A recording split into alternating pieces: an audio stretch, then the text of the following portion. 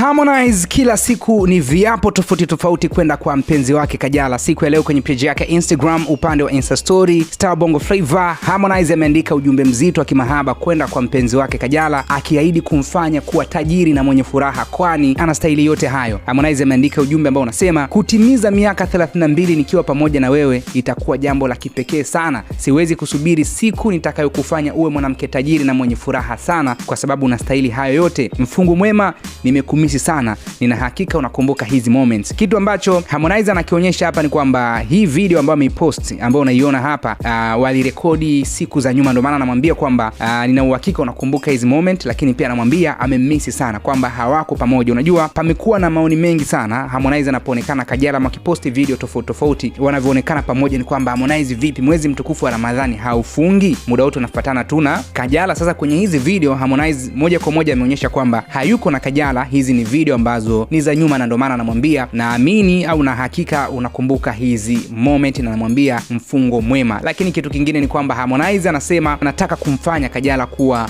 tajiri, yani awe tajiri kwa sababu anatimiza kwanza miaka 32 akiwa naye, amfanye kuwa mwanamke tajiri na mwenye furaha. Comment zimekuwa ni nyingi sana kwa sababu wengi sana ni kama wanamuonea huruma Harmonize. Mwingine anasema acha aliwe hela baadaye aweke bango pale Morocco. Mwingine anasema sawa, tumekaa pale tunasubiri. Mwingine anasema yeye mwenyewe sio tajiri.